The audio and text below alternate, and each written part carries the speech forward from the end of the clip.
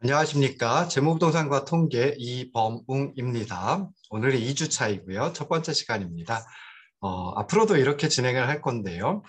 음, 지난 주차에 강의했던 동영상 강의 내용을 좀 요약해가지고 복습하는 시간을 처음에 가지도록 하겠습니다. 그리고 나서 이제 본 진도로 나가도록 할게요. 자, 지난 주차에는 이제 뭐 강의 계획 설명드리고요. 그리고 이제 통계학이란 무엇인지 뭐 간단하게 조금 생각을 해봤습니다. 그래서 제일 먼저 봤던 게 이제 통계와 통계학이라는 거였죠. 그래서 왜 재무이론하고 부동산 이론에서는 통계를 알아야 되느냐라고 했을 때 현실 설명력을 검증하고 그다음에 미래의 상황을 예상하기 위해서 관련된 자료를 수집하고 자료 속에 내포된 정보를 추출을 해서 이제 뭔가를 예측한다든지 해야 되겠죠. 그래서 현실을 설명하고 미래를 예측하기 위해서 정보를 추출할 통계적 기법의 응용을 필요로 한다라고 생각을 해볼 수 있습니다. 자, 그러면 여기서 이제 통계라고 하는 것은 어떤 의미냐? 분석하고자 하는 집단에 대해 조사 및 실험을 통해서 얻는 자료 또는 이러한 자료의 요약된 형태를 갖다가 통계라고 얘기를 합니다. 따라서 통계학이란 그 효과적인 의사결정, 즉 합리적인 선택을 할 수 있도록 주로 수치로 된 자료를 수집, 정리, 표현하고 분석, 해석하는 학문이다라고 말씀을 드렸습니다. 그래서 여기서 앞에 수치로 된 자료를 수집, 정리, 표현하고 여기까지를 보통 이제 기술 통계학이라고 얘기를 하고요. 뒷부분 분석, 해석하는 분야를 추리 통계학이라고 주로 얘기를 합니다. 그래서 엄밀하게 정의를 내리면 기술 통계학은 측정이나 실험을 통해 수집한 통계 자료를 정리하고 표현하여 자료의 특성을 규명하는 방법과 기법을 의미합니다. 주로 이제 표 또는 그래프로 나타낼 수 있고요. 중심 경향치나 분산도 같은 어떤 하나의 측정치로다가 나타낼 수도 있습니다. 두 번째 통계학의 분야가 추리통계학인데요. 추리통계학은 뭐 추측통계학 또는 통계적 추론 이런 식의 이름으로도 불리우고 있습니다. 추리통계학은 하나의 모집단으로부터 추출한 표본에 대해 기술통계학을 이용해서 구한 표본 정보를 가지고 모집단의 특성에 대해 결론을 내리는 절차와 기법을 의미합니다. 그래서 일반적으로 추정과 가설 검증이 추리통계학의 영역이다라고 얘기를 하고요. 이 추리통계학은 추정과 가설 검증 이외에도 그러니까 추정을 할 때 뭐 여러 가지 기법을 통해 가지고 추정을 하고 또 가설 검증을 하고 하는 그런 식으로 많이 발전이 되고 있습니다. 자, 그러면 이제 통계학을 하는 방법 이제 크게 두 가지 방법이 있다라고 했죠. 그래서 이놈을 갖다 이제 과학적 방법론이다라고 이제 얘기를 했었습니다. 그래서 연역적 방법과 균합적 방법 두 가지가 있는데요. 먼저 연역법이라고 하는 것은 미리 알고 있는 전체로부터 모르고 있는 그의 한 부분에 대해 추론하는 방법을 의미합니다. 다르게 표현하면 일반적인 정보를 이용해 가지고 특수한 경우에 대해 결론을 추론하는 그런 방법을 의미합니다. 균합법은 미리 알고 있는 부분으로부터 전혀 모르는 전체에 대해 추론하는 방법을 의미하죠. 그러니까 연역법과 반대, 좀 상반되는 그런 개념이다라고 생각을 하시면 좋을 듯 싶어요. 다르게 표현하면 특수한 정보에 입각해서 일반적인 결론을 이끌어내는 방법이 균합법이라고 생각해 볼 수 있습니다. 통계학에서는 미리 알고 있는 표본 결과에 입각해가지고 미지의 모집단에 대해 어떤 결론을 추론하는 것이 균합법이다라고 생각을 하시면 좋을 듯 싶습니다. 자, 이런 통계학은 어떻게 응용이 되고 있느냐? 뭐 거의 매일 신문이라든지 잡지, 언론 등을 통해서 통계를 접할 수가 있습니다.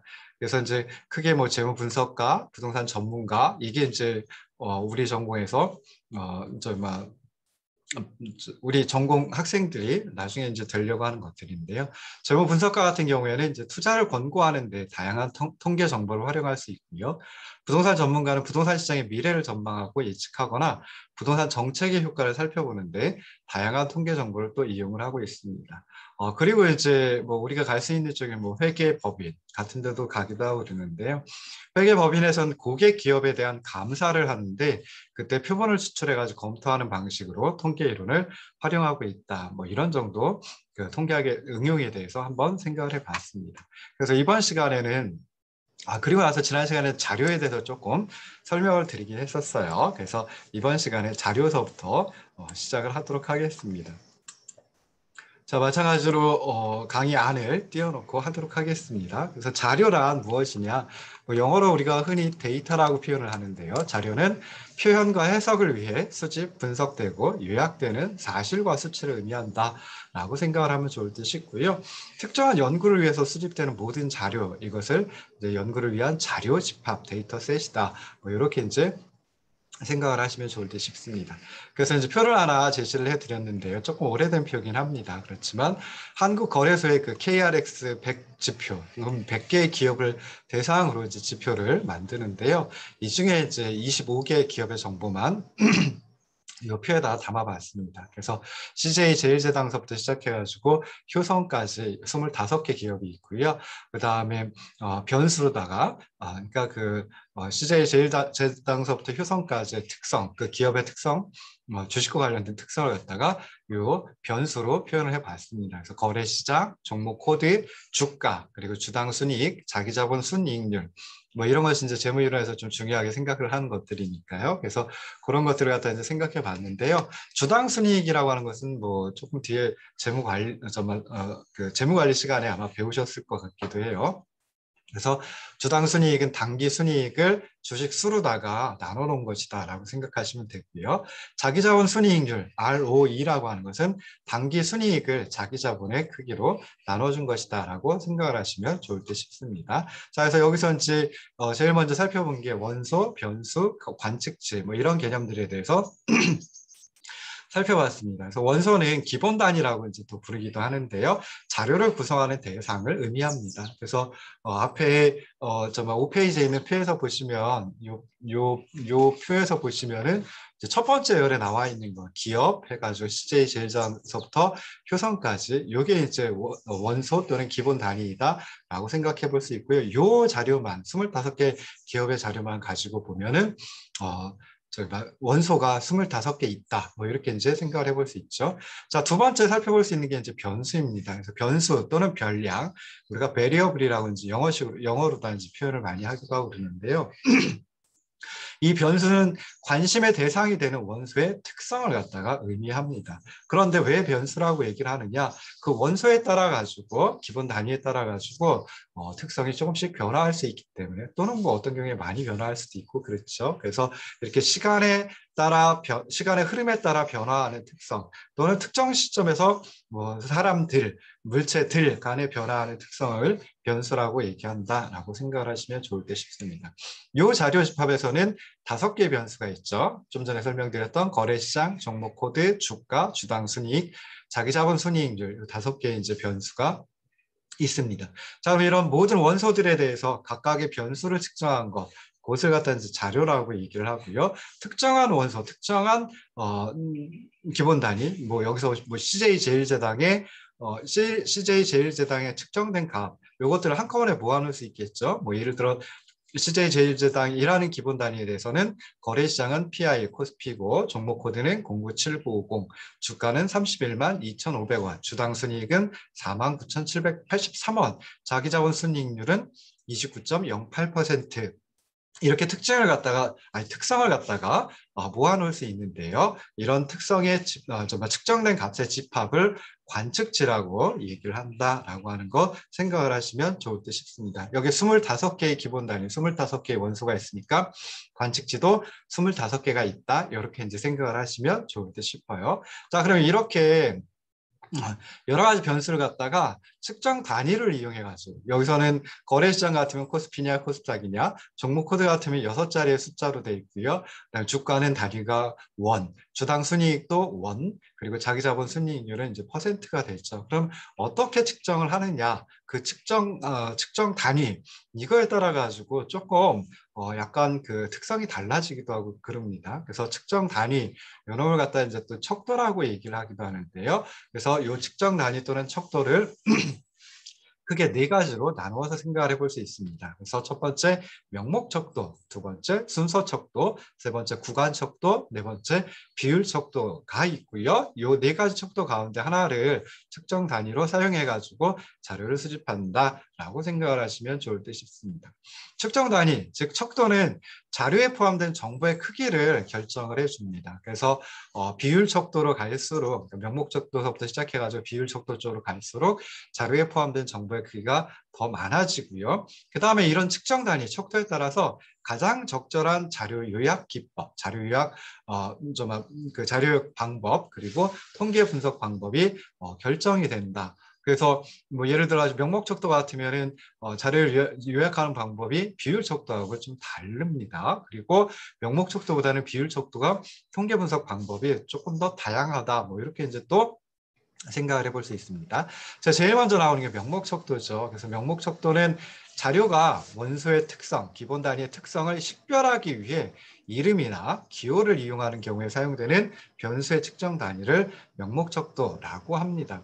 그래서 좀 전에 봤던 표에서 보면 거래시장 변수는 코스피, 코스닥 해가지고 코스피는 PI, 코스닥은 DAQ라고 이제 기호를 통해서 표현을 했는데요. 기호를 통해서 측정을 한 거죠. 그래서 이런 그 거래시장 변수는 명목 척도를 활용하고 있구나라고 생각을 해볼 수 있습니다. 그런데 명목 척도라고 해가지고 좀 전에 기호 기호로만 표시를 하느냐? 그렇지 않는 경우가 많습니다. 그래서 자료 수집을 좀 더 원활하게 하고 그다음에 데이터베이스를 효과적으로 구축하기 위해서는 숫자로 된 코드를 부여하기도 합니다. 예를 들어 가지고 코스피 같은 경우 이게 이제 좀 더 상위 시장이라고 생각을 해볼 수 있죠. 그래서 코스피 시장 PI를 1이라고 하고 그다음에 코스닥 시장 하위 시장이라고 볼 수 있죠. DAQ를 2라고 하는 숫자로다가 표현할 수 있습니다. 근데 여기서 1, 2라고 표현하면 결국은 이런 그 기업의 기본 단위인 기업의 주식이 거래되는 시장을 갖다 의미를 하게 되죠. 그런데 여기서 1, 2라고 하는 숫자긴 하지만 이 숫자는 더하고 빼고 나누고 곱하고 할 수 없는 일종의 코드의 역할을 하는 숫자 코드의 역할을 한다라고 생각을 해볼 수 있습니다. 그래서 뭐 숫자로다가 표현한다 그래가지고 명목 척도 아니네 이렇게 생각하시면 안 되고요. 숫자가 어떤 막 딱딱 구분되는 특성만을 얘기해 준다라고 하면 그때는 명목 척도라고 생각을 하시면 좋을 듯 싶습니다. 그래서 명목 척도를 사용하는 명목 자료의 수학적인 연산은 사칙 연산 있죠. 더하기, 빼기, 곱하기, 나누기. 뭐 그다음에 뭐 같다, 같지 않다. 뭐 이런 것들이 이제 수학적인 연산이라고 생각을 해볼 수 있는데요. 명목 자료의 수학적 연산은 오로지 같다, 같지 않다. 이 두 가지만 가능하다라고 생각을 하시면 좋을 듯 싶습니다. 그래서 뭐 예를 들어가지고 CJ 제일제당의 거래시장은 PI 1이고 그다음에 KB금융의 거래시장도 PI 1이다. 그래서 CJ 제일제당과 KB금융은 거래시장이 같다라고 생각해 볼 수 있고요. OCI 머티리얼즈 같은 경우에는 거래시장이 DAQ, 2라고 이제 표현할 수 있겠죠. 그래서 이런 경우에는 CJ 제일제당과 OCI 머티리얼즈의 거래시장이 서로 다르다. 이렇게 이제 생각을 해볼 수 있다라는 의미입니다. 자, 두 번째는 이제 순서 척도라고 하는 것이 있습니다. 그래서 순서 척도는 자료가 명목 자료의 특성을 가지고 있으면서 순서의 의미도 함께 가지고 있다라고 하면 그때 변수의 측정 단위를 순서 척도 또는 서열 척도라고 얘기를 합니다. 예를 들어 가지고 기아 자동차에서 고객들에게 자동차 수리에 대한 서비스 품질 자료를 수집하기 위해서 설문지를 보낸 경우를 한번 생각을 해보시면 좋을 듯 싶습니다. 그래서 수리 서비스를 좋음, 보통, 나쁨 뭐 이렇게 이제 평가하도록 했다라고 하면 그때는 이제 수집된 자료가 뭐 좋음, 보통, 나쁨 뭐 이렇게 돼 있겠죠. 그리고 요거는 일종의 기호 또는 부호라고 이제 생각을 해볼 수 있는데요. 그러니까 명목 자료의 특성을 가지고 있다라고 생각해 볼 수 있습니다. 그러면서 또 서비스 품질 측면에서 보면은 좋음이 보통보다 조금 더 나은 거죠. 보통이 나쁨보다 또 조금 더 낫다라고 생각해 볼 수 있어요. 순서의 의미를 가지고 있는 것이죠. 그래서 이런 이런 측정 단위는 순서 척도 또는 서열 척도이다. 서열 척도를 사용했다라고 생각하시면 좋을 듯 싶습니다. 자, 순서 척도를 사용하는 순서 자료라고 얘기할 수 있는데요. 이 순서 자료도 흔히 숫자 코드를 이용해 가지고 주로 표시를 합니다. 그래서 뭐 위에 의해서 좋음은 1, 보통은 2, 뭐 나쁨은 3, 아니면 뭐 거꾸로 할 수도 있겠죠. 그래서 이렇게 이제 표시를 할 수가 있고요. 이런 순서 자료의 수학적 연산은 같다, 같지 않다. 그리고 크다, 적다, 크거나 같다, 적거나 같다까지 가능하다라고 생각을 해볼 수 있습니다. 그래서 이게 이제 순서 척도였습니다. 자, 세 번째가 구간 척도입니다. 그래서 구간 척도는 자료가 순서 자료의 특성을 가지고 있으면서 측정 값들의 차이를 고정된 측정 단위로 표현할 수 있는 경우에 사용하는 측정 단위 척도를 구간 척도라고 얘기를 합니다. 뭐 이걸 등간 척도라고 하시는 분들도 간혹 있어요. 그러니까 그 차이, 측정 값들의 차이, 간격이 똑같다라고 해서 등간 척도라고 이제 하기도 합니다. 예를 들어가지고 서울의 온도가 10도씨이고 부산의 온도는 20도씨이다. 서울이 섭씨 10도, 부산이 섭씨 20도라고 할 때 그 차이는 섭씨 10도만큼이다라고 생각을 해볼 수 있죠. 그래서 고정된 측정 단위로 표현할 수 있기 때문에 이런 온도, 정확하게 섭씨라고 하는 온도, 정말 온도를 나타내주는 척도는 구간 척도의 의미를 가지고 있다라고 생각을 하시면 좋을 듯 싶습니다. 자, 그런데 구간 척도는 명목 척도, 순서 척도도 마찬가지인데요. 원점이 없습니다. 절대적 원점이 없습니다. 그래서 뭐 예를 들어가지고 좀 전에 얘기해서 서울이 섭씨 10도, 부산이 섭씨 20도니까 20도는 20은 10의 2배이죠. 그러니까 부산의 온도, 부산의 기온 20도씨가 섭씨 20도가 서울의 온도 섭씨 10도보다 2배이니까 부산이 서울보다 2배 덥다. 이렇게 표현할 수 없죠. 이렇게 표현하면 이상한 거죠. 그래서 왜 그러느냐, 그렇게 표현을 왜 못하느냐라고 했을 때 절대적 원점이 없기 때문이다라고 생각을 하시면 좋을 듯 싶습니다.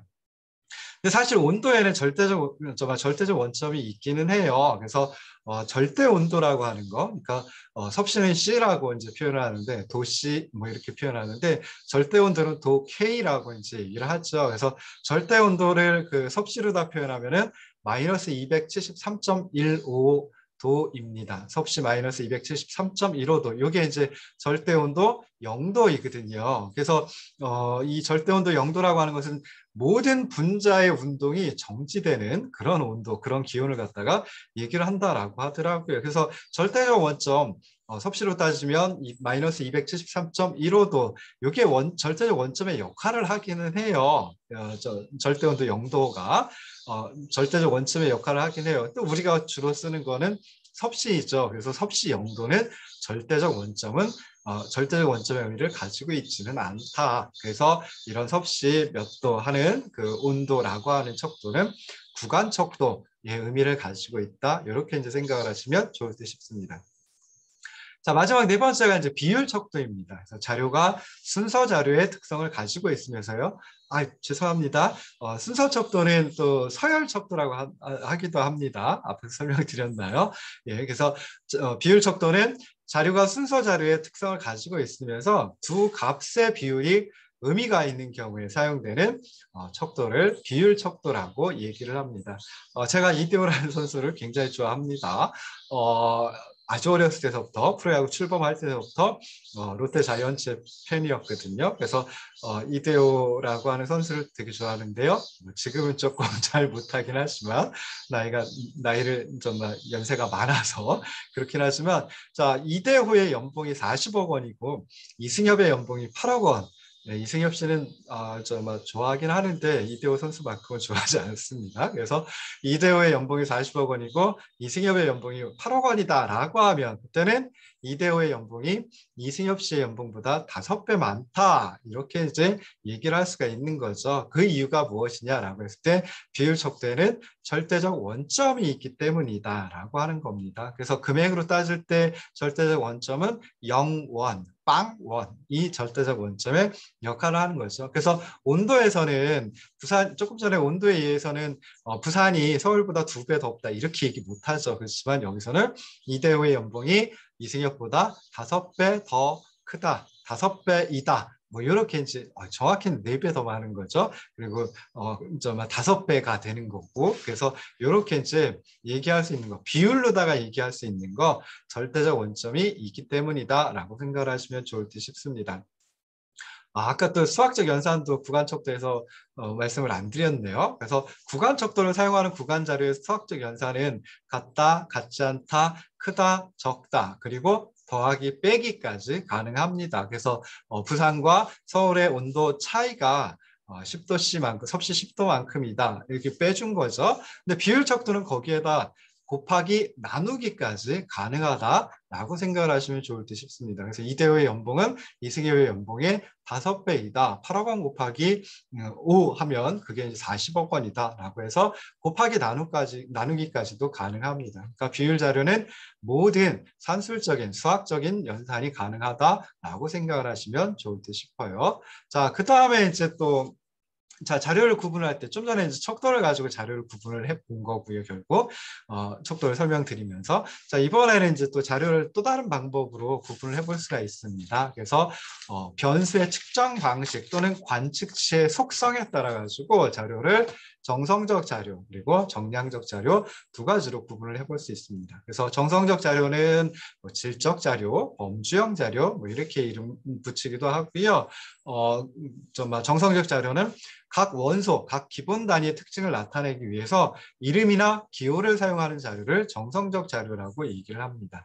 그래서 정성적 자료는 명목 척도 또는 순서 척도를 사용을 하고요. 그러니까 명목 자료, 순서 자료 두 가지가 정성적 자료이다라고 생각을 하시면 되고요. 이 두 가지 그렇기 때문에 이제 그러니까 수치의 어떤 의미를 가진 게 아니라 숫자 코드의 의미를 가진 수치로 표현을 할 수 있다라고 생각을 하시면 좋을 듯 싶습니다. 그럼 왜 이렇게 표현을 할 때 또는 이제 자료를 구축을 할 때 숫자로 만들어 가지고 글자가 아니라 텍스트가 아니라 넘버로다가 만드느냐라고 했을 때 이게 이제 그 통계 돌리려고 하면 그러니까 통계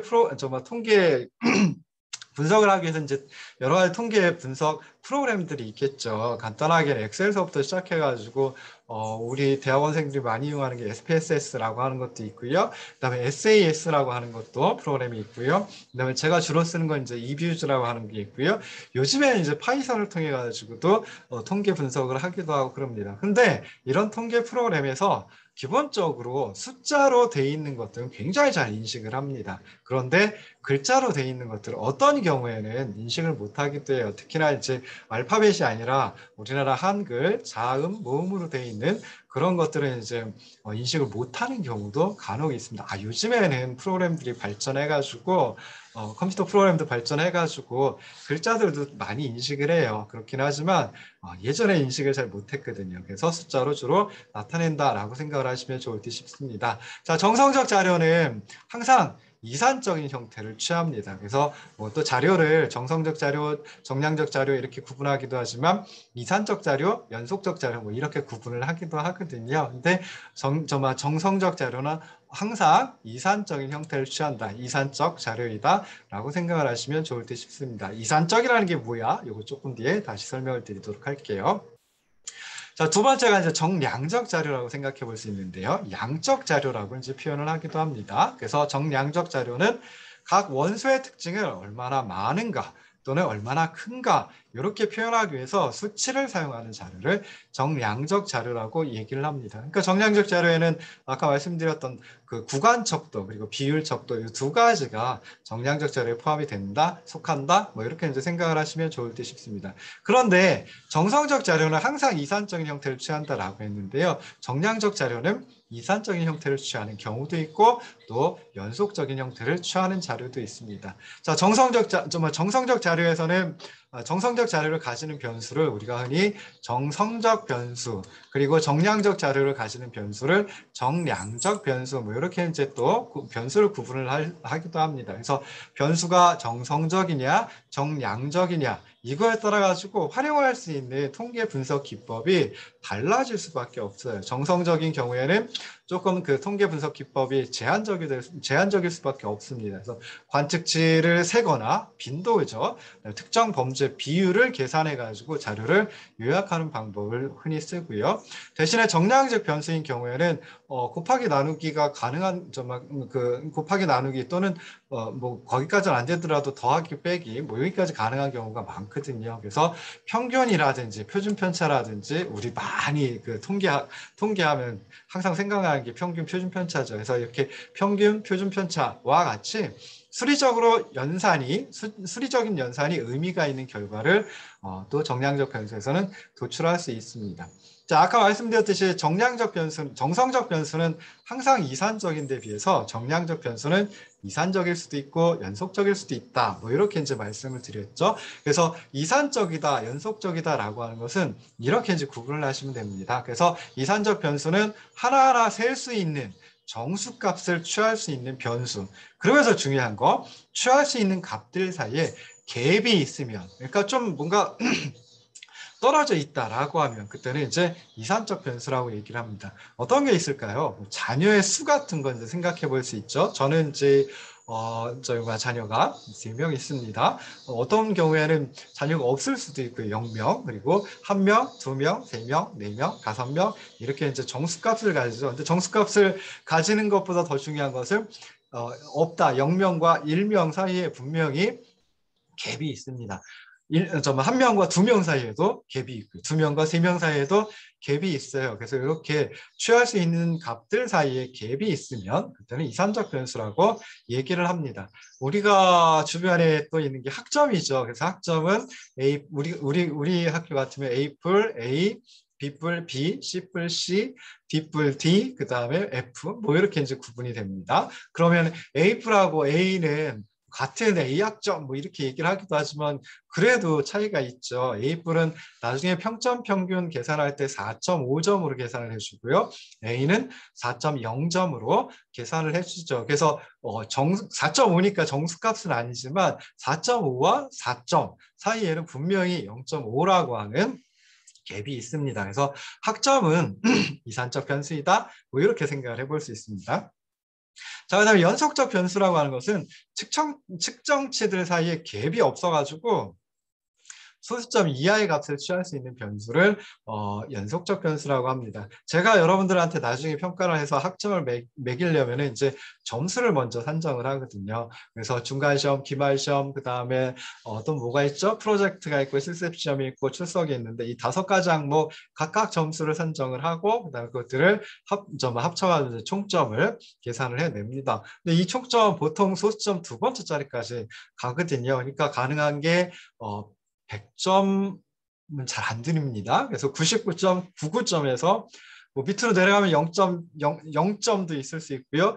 더 내려가면 뭐 마이너스 27점, 28점 뭐 이런 것도 이제 가능하거든요. 그러면은 그걸 생각을 해보면은 물론 갭이 있긴 해요. 소수점 2번째 자리에서 제가 끊어버리기 때문에 소수점 2번째 자리에서 조금씩 차이가 있긴 합니다. 근데 이거는 정수값 아까 그 이산적 변수 얘기할 때 정수값을 취할 수 있다라고 했는데 정수값을 취한다라고 얘기를 했는데 정수값보다는 굉장히 적은 거죠. 굉장히 좀 소수점으로 내려가니까 그래서 이런 변수를 갖다가 연속적 변수라고 한다라고 생각을 하시면 되고요. 뭐 우리 이제 재무이론이나 뭐 부동산 이론에서도 많이 이용하는 게 이제 이자율, 금리라고 하는 게 있는데 이자율도 보통 소수점 2번째 자리까지 내려갑니다. 또 심한 경우에는 4번째 자리까지 가가지고 계산하는 경우도 있기도 해요. 그래서 그런 경우 같으면 이제 연속적 변수이다라고 생각을 하시면 좋을 듯 싶습니다. 자, 그리고 또 자료를 구분할 수 있는 게 시계열 자료, 횡단면 자료 이렇게 이제 구분을 해볼 수 있습니다. 그래서 시계열 자료는 영어로 타임 시리즈 데이터라고 얘기를 해요. 그래서 보통 뭐 시계열 자료 가지고 분석하는 거 타임 시리즈 어널리시스 그래서 시계열 분석이라고 이제 얘기를 하기도 하고 그러는데요. 시계열 자료는 여러 시점에 걸쳐가지고 수집된 자료를 의미를 합니다. 그러니까 변수값이 시간 순서로 기록된 자료. 예를 들어 연도별 1인당 국내 총생산 해서 1971년서부터 해서 2020년까지 1인당 국내 총생산. 그러면 이제 그 시간의 흐름에 따라 가지고 국내 총생산이 취할 수 있는 값이 조금씩 달라지게 되는 거죠. 그래서 이런 것들이 이제 시계열 자료이다라고 생각을 하시면 되고요. 자, 횡단면 자료는 반면에 특정한 시점, 일정한 시점에서 수집된 자료를 의미한다라고 생각을 하시면 좋을 듯 싶습니다. 그래서 2020년 현재 광역자치단체별 지역 내 총생산 또는 뭐 2020년 현재 2020년 정확하게 12월 말 현재 지역별 면적, 시군구별 면적 뭐 이런 것들은 이제 특정한 시점에서